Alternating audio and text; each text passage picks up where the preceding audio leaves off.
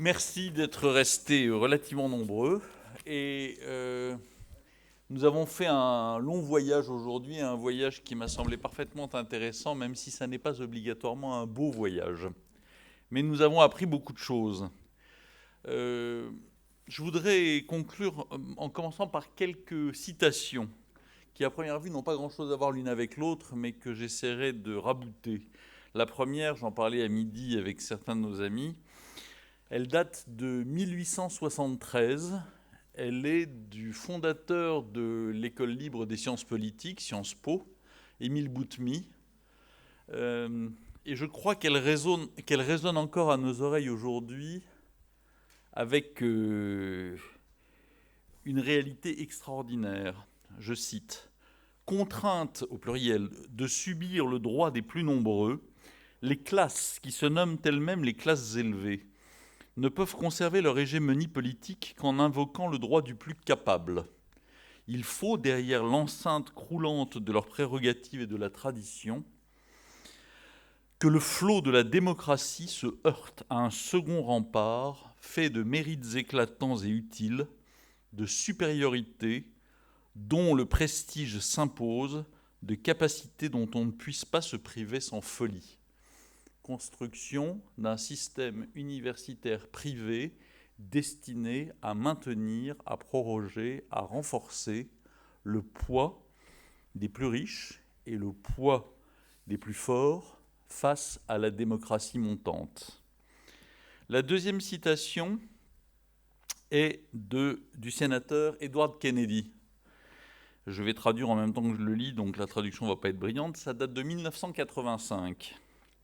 Nous devons comprendre qu'il y a une différence entre être un parti qui fait attention, qui s'occupe, cares, du travail et des travailleurs, et être le parti des travailleurs.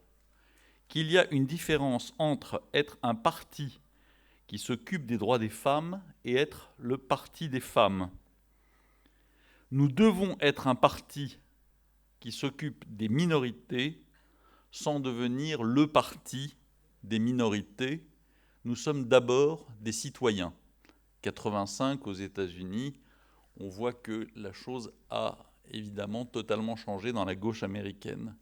Pourquoi est-ce que j'ai relié ces deux citations? Pour rappeler que notre Constitution, qui dit dans son article 1er que nous sommes une république indivisible, laïque, démocratique et sociale, est essentiel pour comprendre ce qu'est la laïcité, parce que ces quatre mots ne sont pas simplement juxtaposés, indivisible, laïque, démocratique et social, ils s'éclairent mutuellement dans un sens et dans l'autre. Ce qui signifie effectivement, et c'est peut-être parfois ce qui sépare le comité laïcité république, qui a toujours voulu être un pont entre les républicains des deux rives, mais qui a une foi, si j'ose dire, très forte dans la question de la République sociale, de certains de nos amis qui sont des laïcs libéraux. En tout cas, ce que je voulais dire, c'est que le comité laïcité république, face à ça, se rapproche assez de ce qu'une auteure que vous connaissez peut-être, Sophie Bessis, a écrit dans le titre d'un livre il y a quelques années, La double impasse, en parlant à la fois de l'islam politique triomphant et du capitalisme déchaîné, de ce qu'on appelle aujourd'hui le néolibéralisme triomphant, pour montrer qu'ils ne sont en aucun cas opposés, mais qu'ils sont en revanche totalement complémentaires. Et on le voit très bien aux États-Unis, où la politique des minorités, où la politique communautariste, Marc Lilla rappelle que lorsqu'on entre sur le site web du Parti démocrate aux États-Unis, il y a, je ne me souviens plus exactement du chiffre, je crois que c'est 17 possibilités correspondant à la minorité à laquelle vous appartenez. Donc le Parti démocrate pour les juifs, pour les musulmans, pour les femmes, pour les lesbiennes, pour les LGBT, etc., etc., etc. Je me souviens que lors d'un congrès de l'Association des bibliothécaires américains, il y a fort longtemps, il y a 25 ans, 30 ans maintenant, 31 ans, j'avais vu une chose absolument extraordinaire me promenant dans les couloirs du congrès, c'était la liste des caucus, des réunions informelles. Et l'un de ces caucus était les bibliothécaires juives lesbiennes new-yorkaises. Mais ce n'est pas une blague, c'est la réalité. C'est-à-dire qu'en fait, on refuse l'altérité, on ne parle qu'à soi-même. Et finalement, en plus, si elles étaient jumelles, ça aurait été probablement encore mieux. L'essentiel est de ne plus parler aux autres et de se conforter dans ce que l'on croit et dans sa propre vérité. Or, le résultat de ça, on le voit très bien. Notre ami Guylain Chevrier répète souvent cela.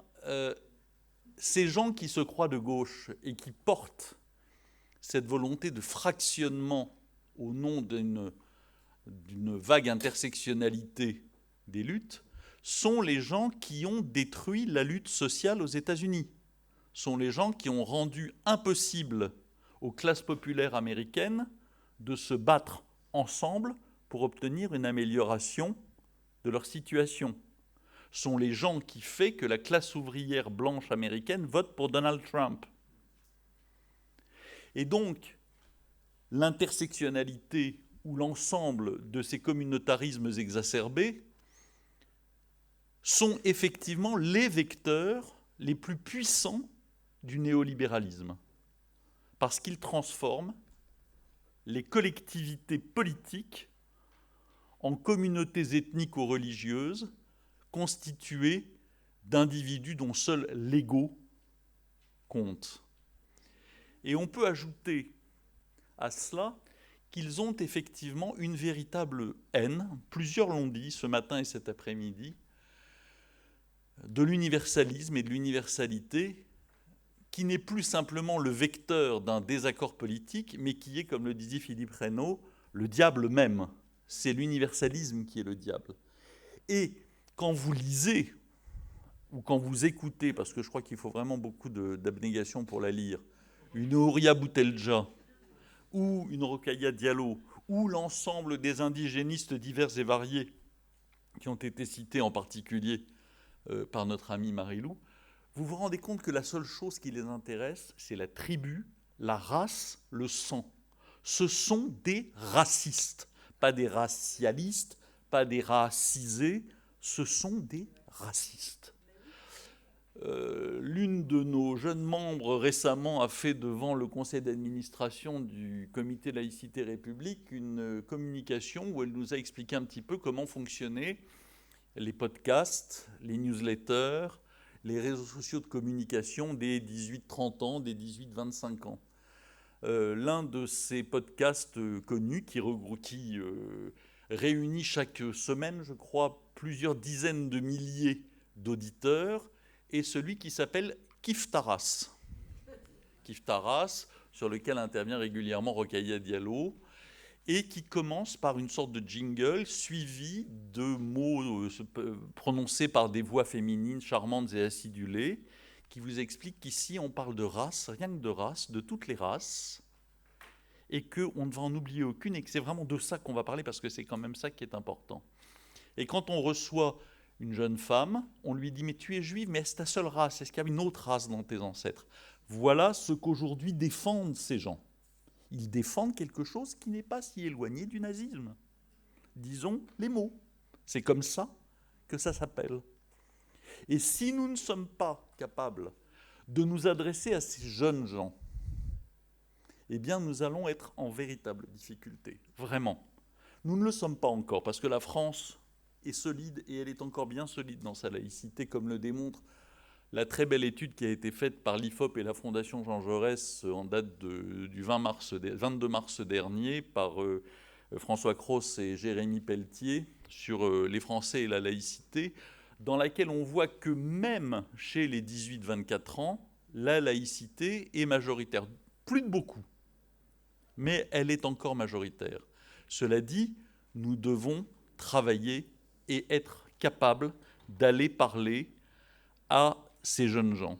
Je lisais il y a quelques jours que sur le plan démographique, il s'est passé lors des élections européennes quelque chose qui a échappé à la plupart des gens, sauf à un journaliste qui l'a mentionné au détour d'un article, j'ai oublié où je l'ai lu en fait, mais quelque chose de tout à fait intéressant.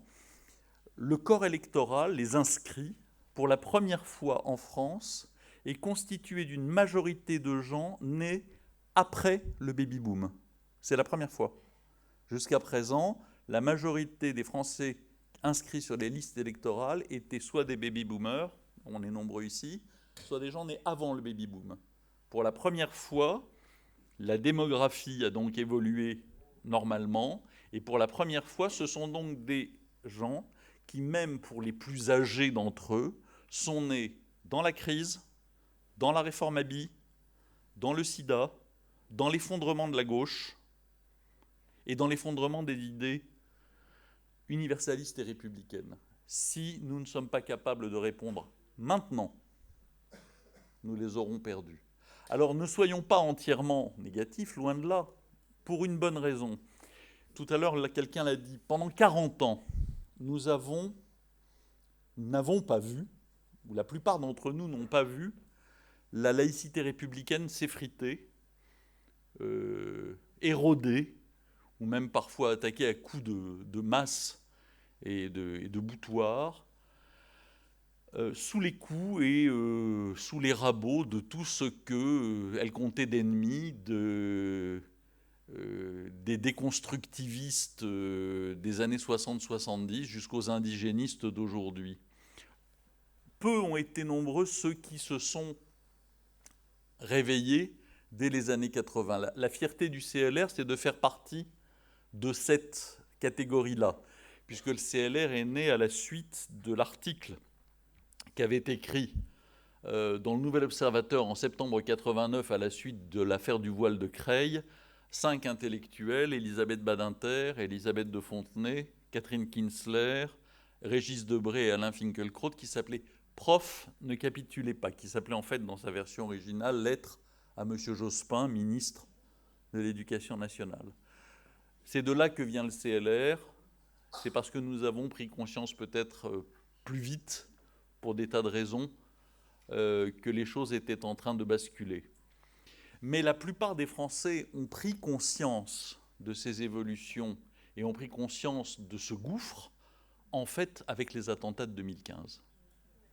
Un petit peu avant pour certains, autour de la loi de 2004, mais au cœur, il y a les attentats de 2015. Ne croyons pas qu'en 4 ans, nous allons réussir à renverser la vapeur d'une locomotive lancée à pleine vitesse depuis 40 ans.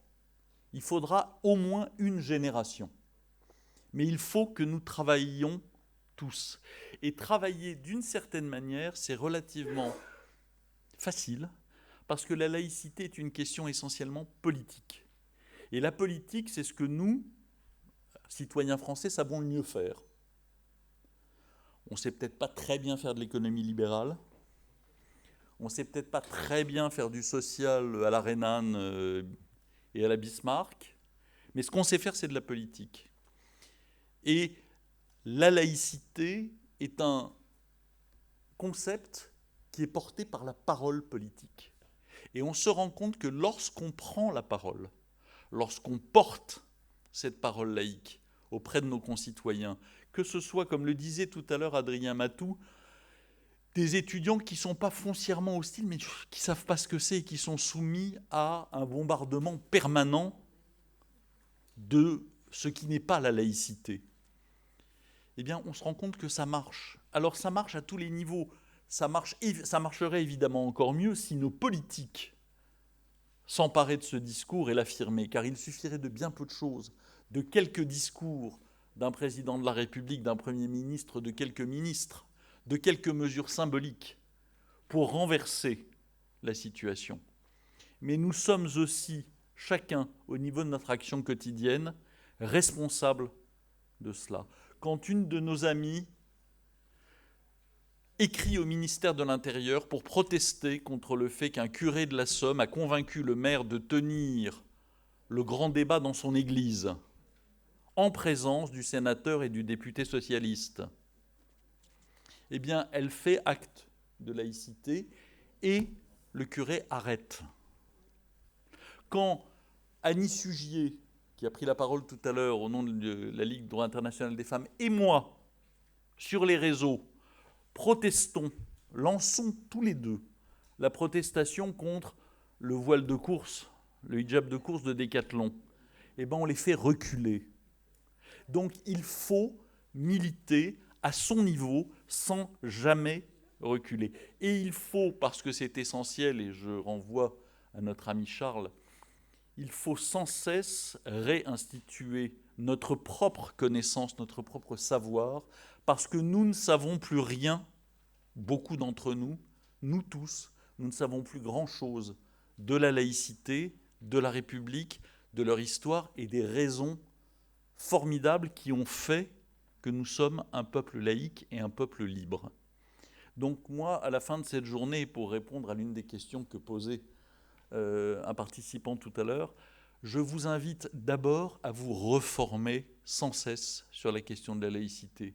Il y a des livres, il y a des sites, je citerai le site du CLR parce que c'est un vieux site sur lequel depuis longtemps nous avons accumulé des articles, des analyses de livres. Tous les colloques depuis des années sont visibles en vidéo sur toutes les questions que vous pouvez vous poser. Allez-y, utilisez ces informations, téléchargez-les. On n'est pas là pour surveiller le copyright, on est là pour qu'on s'en serve. Et agissez au quotidien là où vous êtes. Et si vous avez le substrat, les bases, les fondements de cette laïcité, vous n'aurez aucune difficulté, je dis bien aucune difficulté, à démonter le discours de nos adversaires. Pour ce qui concerne cette journée, nous avons voulu, comme souvent à la fin de nos colloques ou de nos journées de travail, lancer un appel. Alors cet appel est dans une forme initiale. Il va être diffusé auprès de tous les universitaires qui étaient présents aujourd'hui et d'autres pour évoluer. Il s'est déjà appuyé sur les contributions de plusieurs d'entre eux qui se reconnaîtront à la lecture de ce que je vais dire. Vous le trouverez sur le site du CLR dès demain. Nous le ferons circuler pour qu'il s'enrichisse. Lorsqu'il sera constitué, nous le ferons signer par tout un ensemble d'associations. Peut-être que nous en ferons une pétition, peut-être pas. Mais simplement, il est là pour rappeler ce que nous désirons en termes universitaires. Je vais donc me permettre de vous le lire, il est assez rapide, et il est assez court, et j'espère qu'il vous permettra de continuer à réfléchir à cette journée et de travailler avec nous. Préservons et restaurons la liberté académique. L'Université de la République subit actuellement des attaques dont ces travaux ont permis de comprendre la gravité. Organisée autour de l'affirmation de la proximité de l'enseignement et de la recherche, l'institution universitaire est au cœur de l'école républicaine. Enseigner ce que l'on recherche et remettre en cause les préjugés qui font obstacle au progrès des Lumières est un acte émancipateur. En valorisant la rigueur scientifique, l'université participe à la constitution d'une opinion publique éclairée et permet de répondre non fanatiquement au fanatisme. C'est pourquoi elle est la cible des ennemis de la raison et de la liberté. Le CLR affirme que le savoir n'est pas une marchandise, comme le processus de Bologne veut nous le faire croire depuis trop longtemps. L'université est un lieu où les identités, les communautarismes, les fanatismes, les obscurantismes doivent être questionnés et combattus grâce aux armes de la recherche scientifique et de la culture universelle et grâce à l'échange critique. C'est pourquoi le CLR et tous les amis de la liberté appellent à la vigilance et à la mobilisation de tous les citoyens pour réinstituer en permanence le projet laïque et émancipateur, socle de l'institution universitaire au sein de la République. Ainsi, l'université retrouvera, selon la formule de Montesquieu, la force de son institution. Le CLR ne prétend pas dicter aux universitaires leur conduite, il n'en a ni la légitimité ni la compétence. C'est en s'appuyant sur les avis autorisés de professeurs, de maîtres de conférences, d'enseignants-chercheurs, qu'il soumet à la réflexion les propositions qui suivent. 3 propositions pour contribuer à préserver et restaurer la liberté académique. Protéger les libertés académiques, la liberté de création et la liberté d'expression, première proposition. Pour cela, appliquer les lois qui protègent l'université de la censure intellectuelle exercée par les groupes violents, En particulier l'article 431-1 du Code pénal, le fait d'entraver d'une manière concertée et à l'aide de menaces l'exercice de la liberté d'expression, du travail, d'association, de réunion ou de manifestation est puni, etc. Le fait d'entraver d'une manière concertée à l'aide de coups, violences, voies de fait, destructions ou dégradations l'exercice des libertés visées à l'alinéa précédent est puni. L'institution universitaire doit connaître et faire respecter les lois, tant dans le cas d'une atteinte aux libertés académiques, pensons à l'interruption à l'EHESS du colloque de la Nouvelle École polonaise sur l'histoire de la Shoah, que dans celui d'une atteinte à la liberté de création ou d'expression, l'interruption de la représentation des suppliantes d'Eschyle à la Sorbonne. Les deux institutions devaient faire intervenir la police pour faire cesser ces actes illégaux et en arrêter les auteurs. Deuxième proposition, assurer la scientificité des colloques, journées d'études, séminaires, laquelle conditionne la liberté académique. Pouvoir contrôler à l'intérieur du monde académique ce qui ne relève pas de la production scientifique des connaissances, dès lors que ce contrôle est exercé par les pairs. Il ne s'agit pas de censure, mais de contrôle de scientificité. Les invitations aux colloques, journées d'études, séminaires doivent être soumises à validation de la commission scientifique, hors présence des organisateurs de l'événement. Les commissions scientifiques de laboratoire doivent valider préalablement au colloque la présence de membres non scientifiques, militants, membres d'associations, artistes, etc. Lorsque des événements scientifiques sont organisés par l'université, les paroles militantes doivent être contradictoires et minoritaires par rapport au quorum des orateurs. Toute intervention militante dans une manifestation universitaire doit donner un droit de réponse lors de l'événement scientifique. Troisième proposition, promouvoir la laïcité dans la formation des maîtres au sein des universités, dans le cadre des INSPE, successeurs des ESP. Affermir l'enseignement et l'application concrète de la laïcité dans ces établissements par des circulaires claires. Celles-ci devront notamment préciser que durant leurs années de formation, les étudiants qui se destinent à l'enseignement se conformeront aux principes laïques et aux principes républicains de la laïcité qu'ils auront par la suite, et je cite les textes, à transmettre et à faire partager à leurs élèves. Il conviendra en outre d'assurer le contrôle de cet enseignement. Il ne s'agit en aucun cas ici, dans aucune des propositions que nous faisons, de censure, mais bien de retour à la liberté académique et bien de scientificité contrôlée par les pairs. Voilà l'état de ce texte, vous le trouverez pour pouvoir y réfléchir.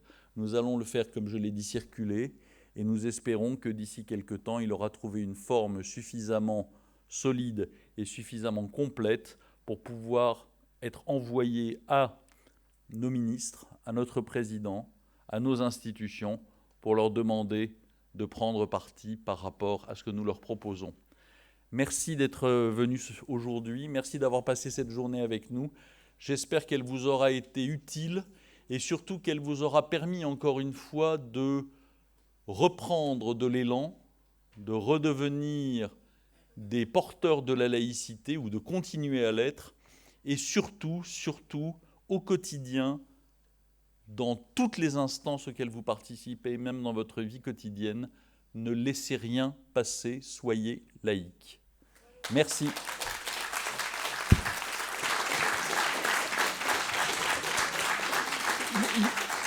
Lisez bien, notre prochain colloque, c'est laïcité. Oui, pardon. Tu as raison de me montrer ça, comme je suis en dessous, je ne le voyais pas. Enfin, comme nous l'avons dit, le 5 octobre, laïcité et enseignement primaire et secondaire. Et puis, probablement le 5 novembre, la remise des prix de la laïcité par le CLR. Le jury se réunit définitivement.